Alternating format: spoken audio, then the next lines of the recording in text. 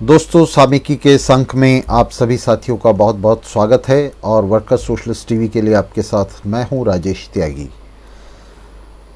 हम लोग आज सामिकी में चर्चा करने वाले हैं जंतर मंतर पर हाल ही में हुए फांसीवादी प्रदर्शन की। पिछले रविवार को ये फांसीवादी प्रदर्शन जंतर मंतर पर हुआ था, जिसमें खुल्लम खुल्ला बड़ी बेशर्मी से नंगई के साथ फांसीवादियों ने अपने नेताओं की लीडरशिप के अंदर हिंदू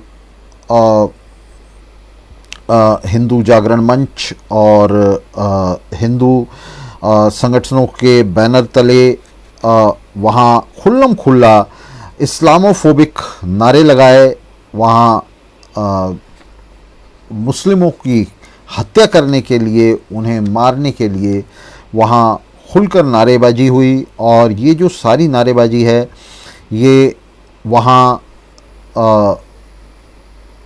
मौजूद पुलिस के सामने हुई, पुलिस की मौजूदगी में हुई और वहाँ इन तमाम नेताओं की मौजूदगी में हुई, जिसके चलते वहाँ माहौल भी काफ़ी ख़राब हो गया। और जैसे जैसे ये बात प्रचारित हुई तो लोग जो हैं वो इससे दंग रह गए कि किस तरह से जंतर मंतर जैसी जगह पर, जहाँ आईबी के लोगों की मौजूदगी होती है, इंटेलिजेंस के लोग वहाँ बड़ी तादाद में मौजूद रहते हैं, वहाँ ऐसी जगह पर जहाँ पुलिस इतनी सख्ती रखती है, पुलिस अपनी नज़र रखती है, वहाँ इस तरह का प्रदर्शन जो है वो किस तरह से संभव हुआ, जिसके अंदर बाकायदा मुस्लिम विरोधी नारे लगाए गए, यहाँ तक नारे लगाए गए कि मुस्लिमों को काट डालो और इस तरह के नारे।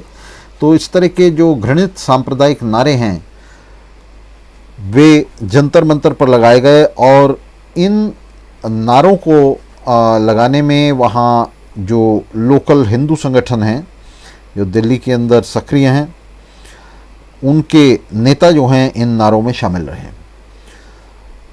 अभी कल अदालत ने 3 आरोपित लोगों की, जिनके नाम हैं प्रीत सिंह, दीपक सिंह हिंदू और विनोद शर्मा, उनकी जमानत ये कहते हुए खारिज कर दी कि ये जो कार्रवाई इन्होंने की है, जो नारे इन्होंने लगाए हैं, ये देश में सेक्युलरिज्म के, धर्मनिरपेक्षता के सिद्धांत के ख़िलाफ़ हैं।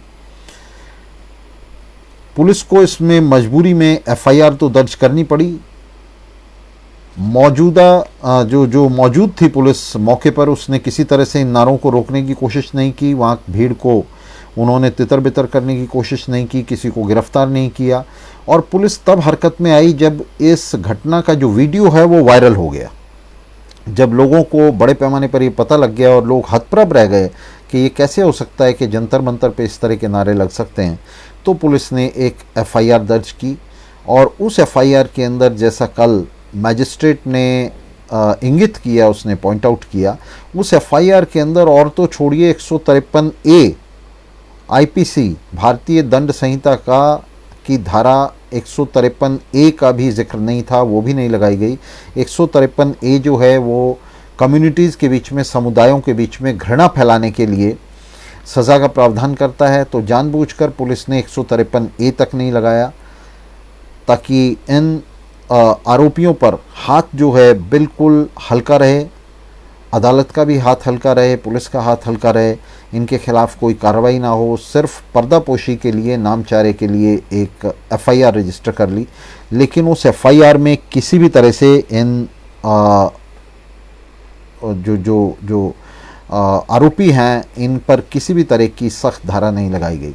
यूएपीए जैसे कानून, जिनको दूसरे मामलों में लगातार जो संघीय सरकार है वो इन्वोक करती रही है, उनका सहारा लेती रही है, इस मामले में यूएपीए लगाना तो दूर है, आतंक विरोधी कानून लगाना तो दूर है। हालांकि ये सीधे सीधे आतंक फैला रहे थे वहाँ जंतर मंतर के ऊपर, मुस्लिमों को मार डालने के लिए, काट डालने के लिए, इस तरह की बातें वहाँ करते हुए, इस तरह के नारे लगाते हुए ये सीधे सीधे एक कम्युनिटी के अंदर, एक समुदाय के अंदर आतंक का माहौल पैदा कर रहे थे। उसके बावजूद आतंक विरोधी कानून में इनका कोई चालान नहीं किया गया। आतंक विरोधी कानून को इनसे जो है उसमें इन्हें इम्यूनिटी दी गई। और इसके अलावा जो सबसे हल्का इनके खिलाफ हल्की कार्रवाई हो सकती थी, 153A कम से कम लगता है APC का, तो वो भी नहीं लगाया पुलिस ने। मैजिस्ट्रेट ने इसे अपने ऑर्डर में जो है इंगित किया है, उन्होंने अंडरस्कोर किया है कि पुलिस ने 153A तक नहीं लगाया इसमें, इसलिए अदालत के लिए इनकी बेल खारिज करना भी बहुत मुश्किल था। लेकिन अदालत ने वीडियो देखने के बाद, जो और कौन सा वीडियो, जो वीडियो सर्कुलेट हो रहा था उसे देखने के बाद और इनके नारे सुनने के बाद, इनके बयान सुनने के बाद अदालत ने कहा कि इनकी जमानत हम खारिज कर रहे हैं।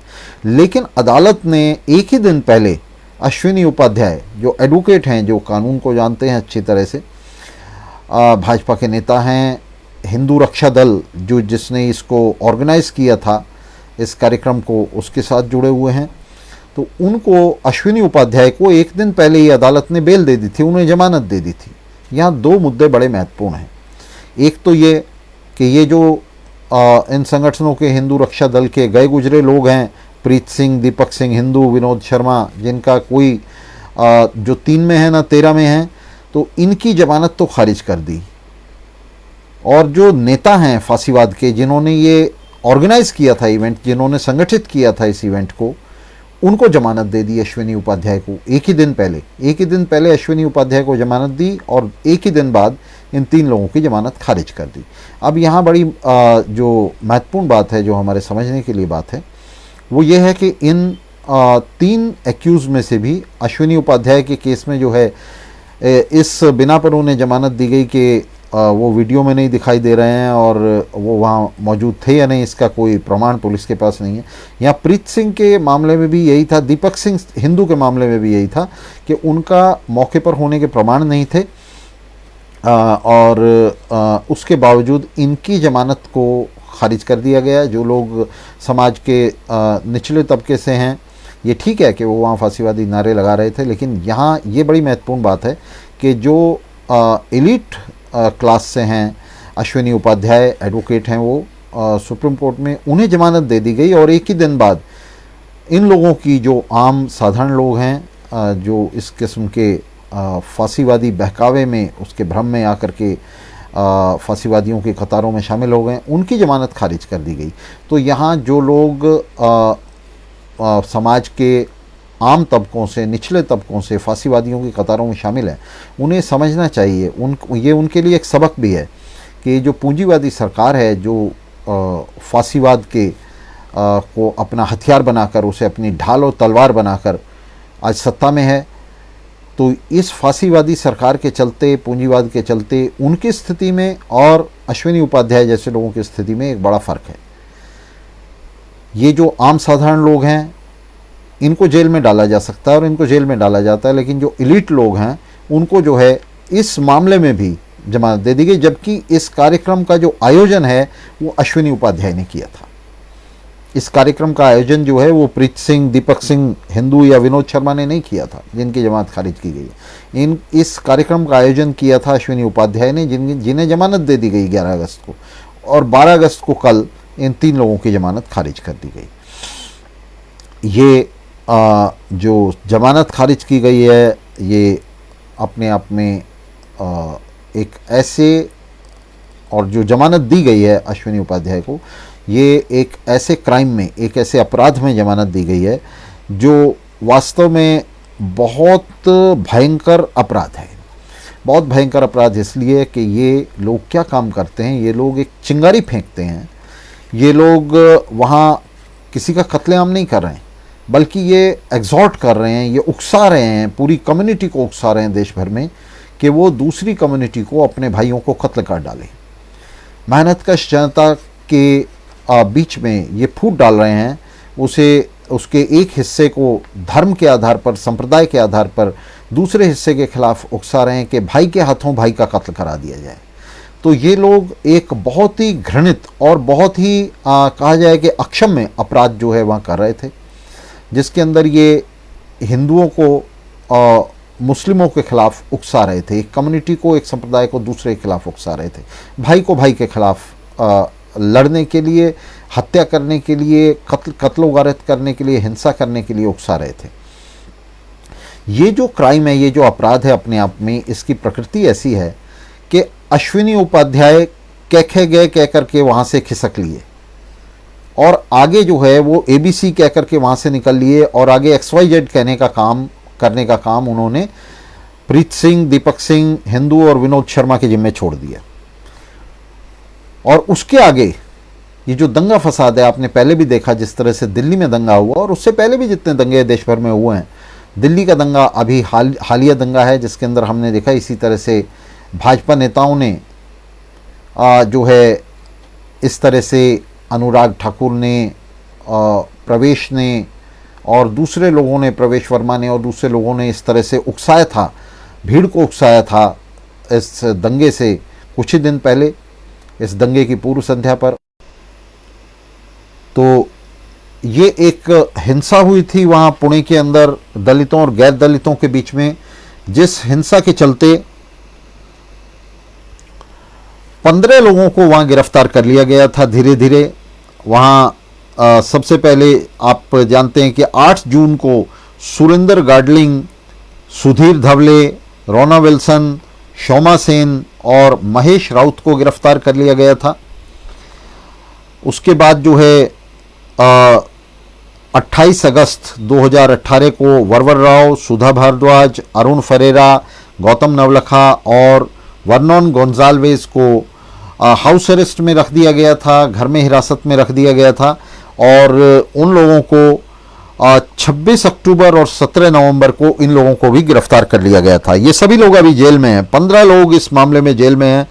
इन पर जो आरोप हैं, 14 अप्रैल 2020 को अंबेडकर के पोते आनंद तेलतुंबड़े को भी अंबेडकर की जयंती पर ही गिरफ्तार कर लिया गया था। 9 अक्टूबर 2020 को फादर स्टेन स्वामी को गिरफ्तार कर लिया गया। आप जानते हैं स्टेन स्वामी की अभी मृत्यु हो गई है और बाकी 14 लोग अभी हिरासत में सड़ रहे हैं। उन लोगों को 3 साल से हिरासत में सड़ाया जा रहा है, हिरासत में उनको रखा जा रहा है। इन 14 लोगों को किस आरोप पर? इसी आरोप पर 153A कि उन्होंने कम्युनिटीज़ के बीच में, संप्रदायों के बीच में, दलित और गैर दलित लोगों के बीच में हिंसा का प्रचार किया, हिंसा फैलाई, उन्होंने भड़काऊ भाषण दिए।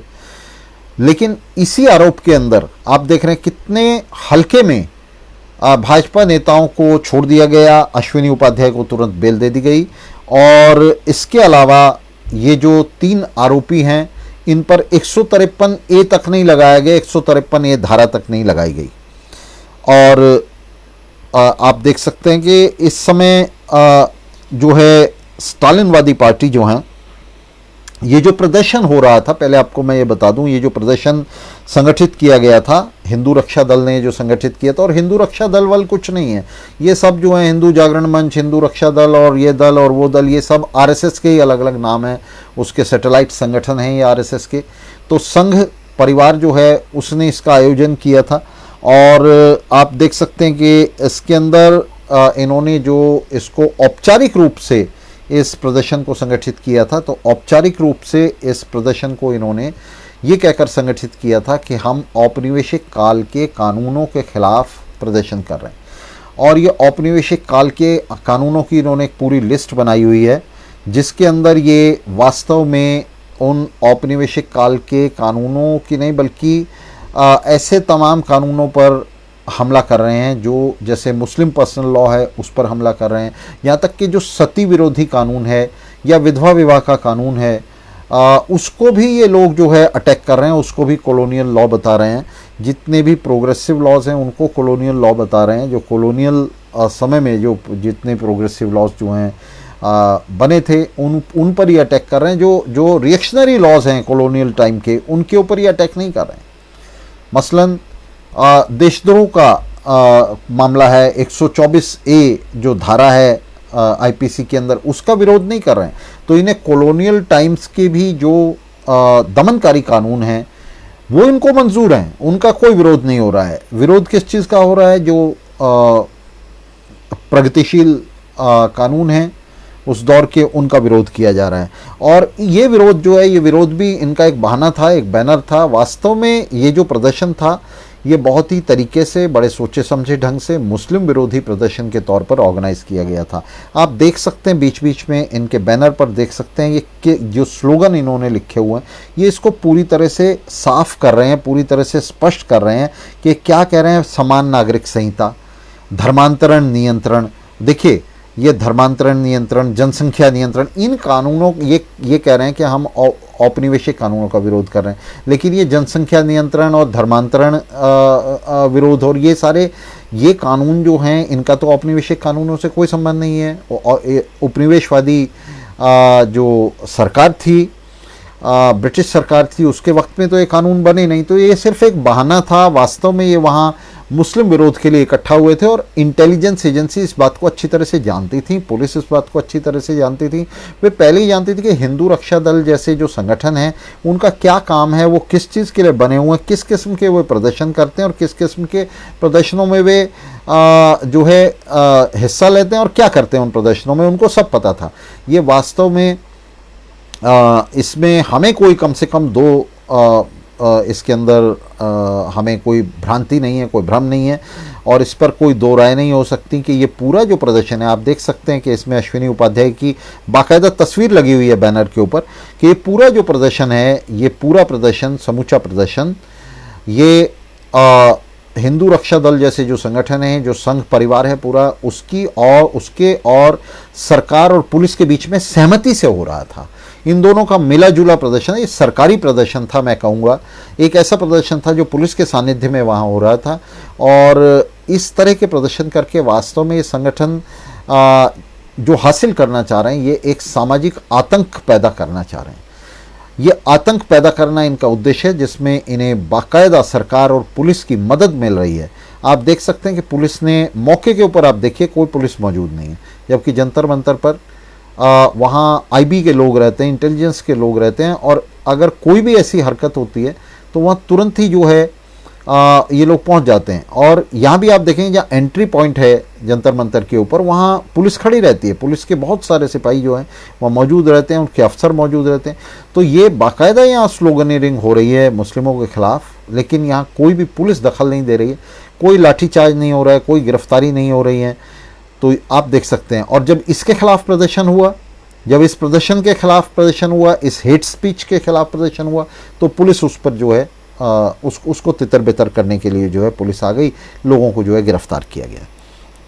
और यहाँ देखिए किसी तरह की कोई गिरफ्तारी नहीं हो रही है और ये भारत बचाओ आंदोलन चल रहा है। ये देखिए किस तरह का बैनर इन्होंने उठा रखा है।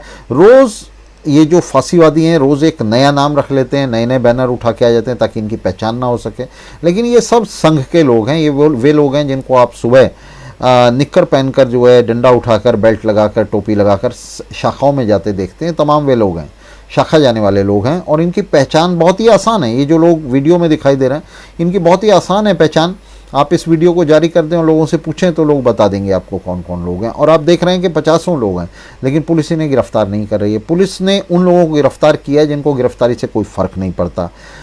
तमाम तरह के जो लंपट तत्व हैं उनको उठा करके गिरफ्तार कर लेते हैं और ये जो तमाम मध्यवर्गीय और एलीट लोग प्रदर्शनों में शामिल रहते हैं, इनको जो है एक तरफ कर देते हैं बड़ी मुश्किल से, क्योंकि बैनर के ऊपर उनकी तस्वीर दिखाई दे रही थी तो वे अश्विनी उपाध्याय को स्पेयर नहीं कर सकती थी। इसमें पुलिस उनको बड़ी मुश्किल से गिरफ्तार करके और ले जा करके उनकी जो है जमानत करा दी गई। तो ये एक ऐसा मामला जो है बन रहा है, ऐसा मामला चल रहा है जिसमें फांसीवाद जो है, जो फांसीवादी आंदोलन है, वो सरकार के साथ पूरा गडमड हो गया है, राज्य के साथ पूरा गडमड हो गया है और पुलिस और सरकार की मदद से फांसीवादी जो हैं वो सड़क पर आतंक फैला रहे हैं। अब इनका ये जो आतंक है, फांसीवादियों का ये जो आतंक है, इसे हमें यहाँ समझने की ज़रूरत है कि इस किस्म का जो सामाजिक आतंक है ये भारत के लिए कोई नया नहीं है। जर्मनी में, इटली में, जापान में, स्पेन में, सब जगह हम लोग इस फांसीवादी आतंक को देख चुके हैं। यूक्रेन में देख रहे हैं, अमेरिका में देख रहे हैं, कैपिटल हिल के ऊपर अभी हालिया हमला जो है ट्रंप के समय में उसके फांसीवादी समर्थकों ने की। ये जो फांसीवादी आंदोलन है इनका एक खास चरित्र है। ये आंदोलन जो है इसी तरह से हेट स्पीच जो है, ये जो घृणास्पद बयान हैं, ये इनका हथियार होते हैं। यहाँ ये सिर्फ ओरल वायलेंस कर रहे होते हैं, शाब्दिक हिंसा कर रहे होते हैं, और इस शाब्दिक हिंसा को फिर वास्तविक हिंसा में बदलने में कोई देर नहीं लगती। ये तुरंत ही जो है एक वास्तविक हिंसा में बदल जाता है। तो ये जो कार्रवाई है, ये जो सामाजिक आतंक की कार्रवाई है, जिसमें ये इस तरह की हेट स्पीच के जरिए घृणा का माहौल पैदा करते हैं, और जो आम साधारण लोग हैं, बेचारे गरीब लोग हैं, मध्यवर्गीय लोग हैं, जो राजनीति पर इतनी गहरी समझ नहीं रखते, और वे नहीं जानते कि किस तरह से उन्हें गोला बारूद की तरह इस लड़ाई में इस्तेमाल किया जा रहा है, और उन्हीं के हाथ से उस शाख को कटवाया जा रहा है जिस पर वे बैठे हुए हैं। उनके ही भाइयों का कत्ल करने के लिए उन्हें उकसाया जा रहा है। वे नहीं समझते कि इस बात की समझ उन्हें नहीं है कि किस तरह से जो तमाम धर्मों में आस्था रखने वाले लोग हैं, जातियों में आस्था रखने वाले लोग हैं, जातियों से संबंध रखने वाले लोग हैं, और तमाम तरह की जो कम्युनिटी से, संप्रदायों से आने वाले लोग हैं, वे सब मेहनतकश जनता के हिस्से हैं। और ये पूरी मेहनतकश जनता जो है, इसके हित एक मुट्ठी भर पूंजीपतियों के खिलाफ हैं। ये पूंजीपति अपने दलालों के जरिए, इन तमाम दलालों के जरिए जो हिंदू रक्षा दल के संघ के चोटी पर बैठे हुए हैं, या मैं कहूँगा अकेले संघ के क्यों, जितनी भी बूर्जुआ पार्टियाँ हैं, भाजपा से लेकर कांग्रेस तक, सपा बसपा सब पार्टियां इसमें शामिल हैं, तो उनके शीर्ष पर बैठे हुए हैं। तो ये लोग जो हैं, इनके इस एलीट के और आम साधारण मेहनतकश जनता के हितों में एक खाई है उसके बीच में, और मेहनतकश जनता पर अपना नियंत्रण बनाए रखने के लिए, उसकी लूट करने के लिए ये ज़रूरी है कि उसे बांट कर रखा जाए। हिंदू, मुसलमान, ब्राह्मण, चमार में उसे बांट कर रखा जाए, और सवर्ण, दलित, हिंदू, मुस्लिम, ये करते हुए, सिर्फ यही करते हुए, इस तरह से बांट कर रखते हुए, विभाजित करते हुए मेहनतकश जनता को, ये मुट्ठी भर एलीट जो है ये सत्ता में रह सकता है। आप साथियों, आप जो कुछ भुगत रहे हैं, आप पेट्रोल और डीजल के आप दाम देख रहे किस तरह से बढ़ रहे हैं, किस तरह से महंगाई बढ़ रही है, ये जो मामला है जिसमें आम जनता की खाल उतारी जा रही है, उसका लहू निचोड़ा जा रहा है, ये मामला वास्तव में सांप्रदायिकता के सवाल से अलग नहीं, बल्कि ये दोनों सवाल पूरी तरह जुड़े हुए हैं।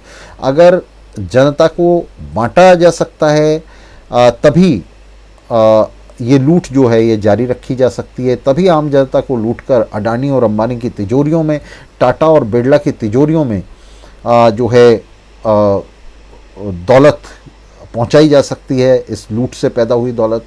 अगर लोगों को नहीं बांटा जा सकता तो फिर ये लूट भी नहीं हो सकती। अगर मेहनतकश जनता एकजुट हो गई तो ये लूट का राज जो है ये तुरंत ही ढह जाएगा, ये लूट का राज नहीं चल सकता।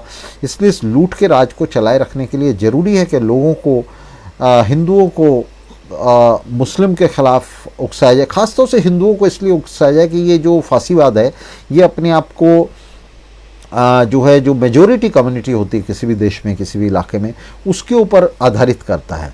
मुस्लिमों को हिंदुओं के खिलाफ उकसाने से इनको कुछ नहीं मिलेगा, उससे इनका हित सिद्ध नहीं होता। तो यहाँ जो फांसीवाद है, जो पूंजीपति वर्ग है, वो अपने आप को जो मेजॉरिटी कम्युनिटी है, हिंदू कम्युनिटी है, उसके ऊपर जो है, उसकी पिछड़ी हुई भावनाओं के ऊपर, उसकी सांप्रदायिक भावनाओं के ऊपर जो है अपने आप को आधारित करता है, अपने आप को टिकाता है, और उसको इस्तेमाल करके, उसको अपना हथियार बना के, उसको तोप का चारा बना के ये सबसे पहले मेहनतकश जनता के अंदर फूट डालता है, सांप्रदायिकता के नाम पे फूट डालता है, जातियों के नाम पर फूट डालता है, क्षेत्रवाद के नाम पर फूट डालता है, और इस तरह से मेहनतकश जनता को बांट कर उस पर मुट्ठी भर पूंजीपति जो है वो राज करते हैं। सांप्रदायिकता और सांप्रदायिक दंगे ये लुटेरे पूंजीपति वर्ग का सबसे ख़तरनाक हथियार हैं, जिसे मेहनतकश जनता को, मज़दूरों को, किसानों को और तमाम वर्किंग क्लास के तमाम हिस्सों को इन हथियारों को तोड़ना चाहिए।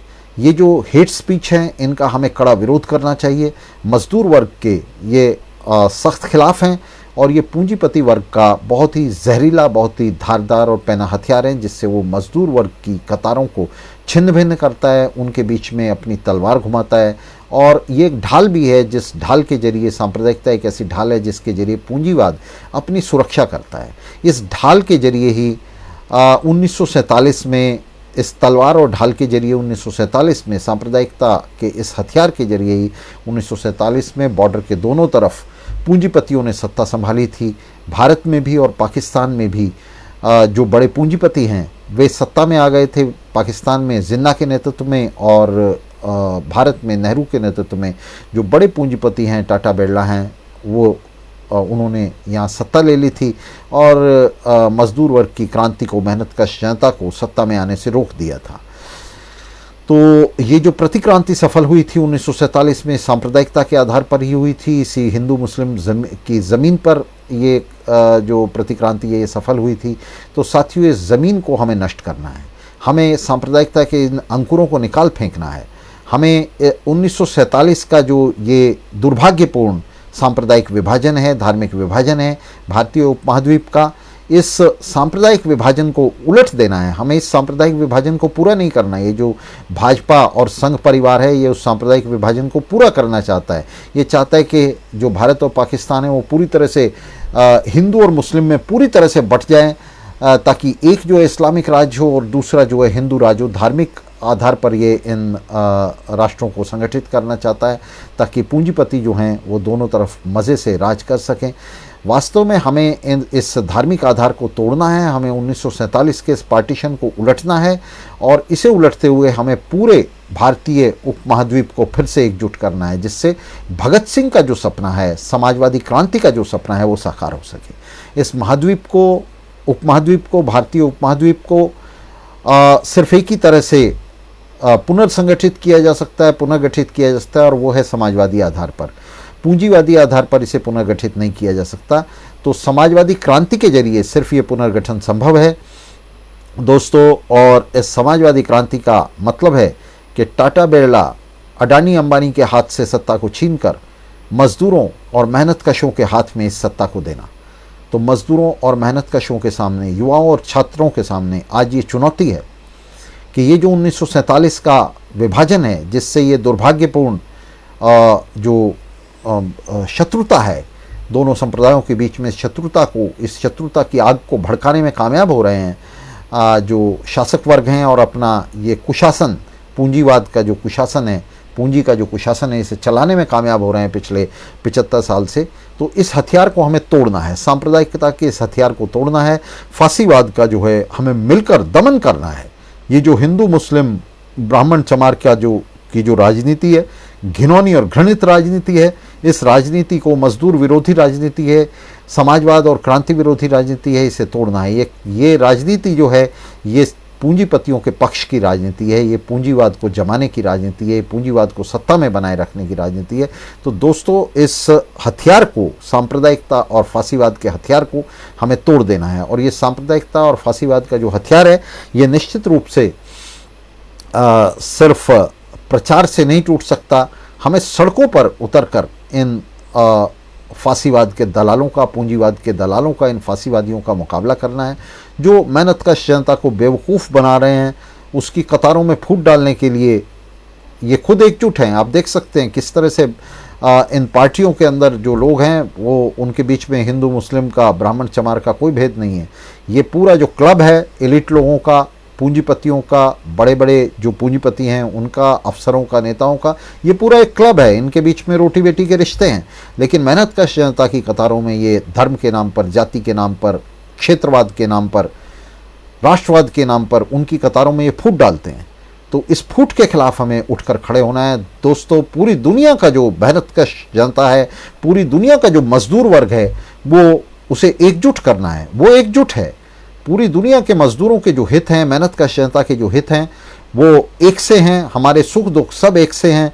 और ये जो इलीट लोग हैं जो पूरी दुनिया में हमारा शोषण कर रहे हैं, तमाम देशों में हमारा खून चूस रहे हैं, हमें जो है आम जनता को ये एक ऐसी स्थिति में रखे हुए हैं जिसमें बहुत ही ख़राब जीवन स्थितियां उसे दी गई हैं। और ख़ुद ये लोग जो है मौज मस्ती कर रहे हैं बड़े बड़े बंगलों में, बढ़िया जो है लाल बत्ती की गाड़ियों में। तो इन लोगों की ये राजनीति है, ये जो राजनीति है, ये लोगों को फाड़ने की राजनीति, विभाजित करने की राजनीति, मेहनतकश जनता को, ये इन लोगों का धारदार हथियार है। सांप्रदायिकता जो है इसका हमें मुकाबला करना है। जब तक हम इस सांप्रदायिकता के हथियार का मुकाबला नहीं कर सकते, जब तक हम एकजुट नहीं हो सकते, तब तक हम एकजुट नहीं हो सकते, और जब तक हम एकजुट नहीं हो सकते तब तक हम इन मुट्ठी भर पूंजीपतियों की जो ये राजनीति है इसका मुकाबला नहीं कर सकते, तब तक हम इन्हें सत्ता से बेदखल नहीं कर सकते। और भारत में, दक्षिण एशिया में, दुनिया भर में हम मजदूर मेहनत कशों की जो सरकार है उसे बनाने का लक्ष्य हासिल नहीं कर सकते, समाजवादी संघ के निर्माण का लक्ष्य हासिल नहीं कर सकते। तो ये लड़ाई जो है हमें शुरू करनी है, और इस लड़ाई को शुरू करते हुए ये जो आप देख सकते हैं, आप बहुत ही स्पष्ट रूप से देख सकते हैं किस तरह से जो पूंजीपतियों की सरकारें हैं, पूंजीपतियों की पार्टियां हैं, वो किस तरह से सांप्रदायिकता को शह देती हैं। आज नहीं हो रही है, ऐसा नहीं है कि भाजपा के राज में हो रही है, कांग्रेस के राज में भी होता रहा, सपा के राज में भी होता रहा। आपने देखा कि मुजफ्फरनगर के जो दंगे हैं वो सपा के राज में, सपा के कराए हुए थे, समाजवादी पार्टी के कराए हुए थे। बसपा इस तरह से जो है फूट डालती है, तमाम वो जाति के नाम पर फूट डालती है। कांग्रेस जाति का भी कार्ड इस्तेमाल करती है, सांप्रदायिकता का भी कार्ड इस्तेमाल करती है। तो ये तमाम जो पूंजीपति वर्ग की पार्टियां हैं ये इस तरह के कार्ड जो है लगातार इस्तेमाल करती रही हैं। आपने देखा हाशिमपुरा जैसे जो कत्लेआम हैं, बाबरी मस्जिद का गिरना, सब कांग्रेस के ज़माने में हुए। कांग्रेस के ज़माने में दर्जनों इस तरह के सांप्रदायिक दंगे हुए, जिसके लिए कांग्रेस के नेता उसके लिए जिम्मेदार थे। उन्होंने इसी तरह के भाषण दिए जिस तरह के आज भाजपा के नेता भाषण दे रहे हैं। तो ये तमाम पार्टियां हैं दोस्तों जो इन कार्ड्स का इस्तेमाल करती हैं, इन नश्तरों का इस्तेमाल करती हैं, तीखे नश्तरों का, मेहनत कश जनता की कतारों में फूट डालने के लिए। तो सांप्रदायिकता के इस हथियार को हमें तोड़ना है, सांप्रदायिकता के इस हथियार को हमें नष्ट करना है, और पूरी दुनिया में मजदूर वर्ग को और मजदूर वर्ग के चारों तरफ मेहनत कश जनता को एकजुट करते हुए समाजवादी संघ के, पूरी दुनिया में समाजवादी संघ के उद्देश्य के लिए लड़ना है। और उसकी शुरुआत हमें 47 का जो पार्टीशन है, 47 का जो 1947 का सांप्रदायिक विभाजन है भारतीय उपमहाद्वीप का, उसे उलटते हुए दक्षिण एशिया में एक समाजवादी संघ का निर्माण करते हुए, मजदूर किसान सरकार की स्थापना करते हुए हमें आगे बढ़ना है। तो साथियों, आपका बहुत बहुत धन्यवाद आज हमारे साथ रहने के लिए। इस मीटिंग में आज बीच में इंटरप्शन हुआ, उसके लिए आपसे माफ़ी चाहते हैं। तो दोस्तों, हम साथ रहेंगे, साथ मिलकर लड़ते रहेंगे, यह हमारी लड़ाई का हिस्सा है। और ये जो लोग हैं जो इस किस्म से देश भर में सांप्रदायिकता का एक माहौल बना रहे हैं, इनके खिलाफ हमें संगठित होना है और इनके खिलाफ हमें सड़कों पर उतरकर जो है लड़ना है। तो दोस्तों, आपका बहुत बहुत धन्यवाद इस कार्यक्रम में शामिल होने के लिए, इस कार्यक्रम को देखने के लिए। मिलते रहेंगे और मिलकर लड़ते रहेंगे। तो धन्यवाद।